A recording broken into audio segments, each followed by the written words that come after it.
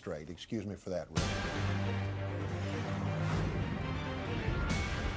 Bills have passed the House and they've passed the Senate, but the fight over the trillion-dollar overhaul of healthcare industry is far from over. With a look at how hot the next fight could get, Jonathan Weissman, White House correspondent for the Wall Street Journal, and Shira Toplitz, who is the staff writer for Roll Call. It's good to have you both here on our Saturday to talk about this. I mean, well, we've been sort of diverted in this other story, but we shouldn't really forget how important this continuing story is and will be in the days ahead. Let me see if I can get you both to sort of start, if I could, with you first, Shira. Exactly how significant was the hurdle of getting this passed out of the Senate? It's still far from over.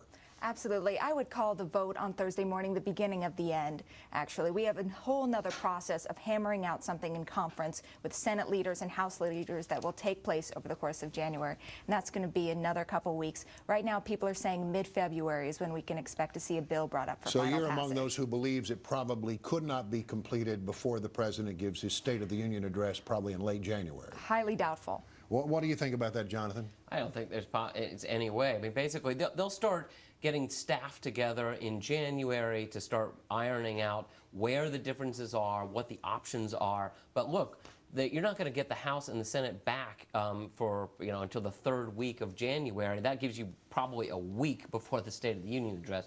I doubt it. Now, if they get it done by February, by even the end of February, that will be pretty fast. I mean, remember when they passed the stimulus bill, at first people thought, oh, it's going so slowly. And then it passed and people said, wow, it's already done. So. Yeah.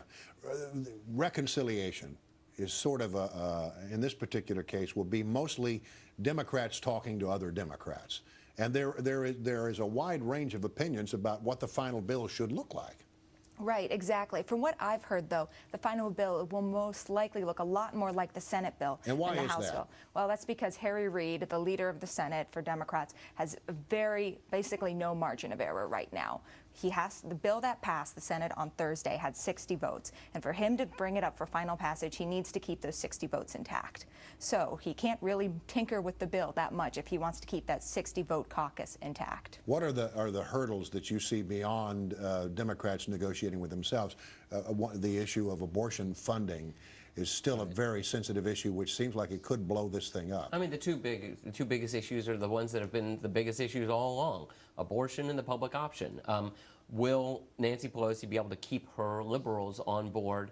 What's your judgment about that? Look, I never bet against Nancy Pelosi. I've only seen her lose one major vote, and that was the first TARP vote, the first bank bailout vote. That was only because she needed Republicans to carry some water on that one. I would never bet against her. I think she'll keep the liberals She thinks she can put people in line. Do you agree with that assessment? Well, I'm more like, don't bet against Harry Reid that often. I think we're all a little surprised that he could put this together. This is basically unprecedented. We've had masterful leaders of the Senate for decades try and pass health care legislation through the Democratic Party, and they haven't done it. Last question. I got about 30 seconds. I want you quick answers from both of you. Given the fact that so many compromises were made in the Senate to get something that would pass, is the bill worth anything?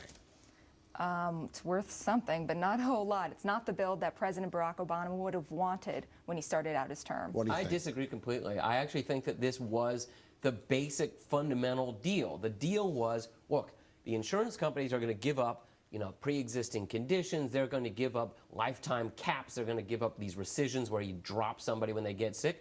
And in exchange, you're going to get 40 million new customers. That was the basic deal all along, and that's the basic deal that came through. All right, we're going to leave it right there. Thank you very much. Good to have you here on this busy day. It's a breaking news day.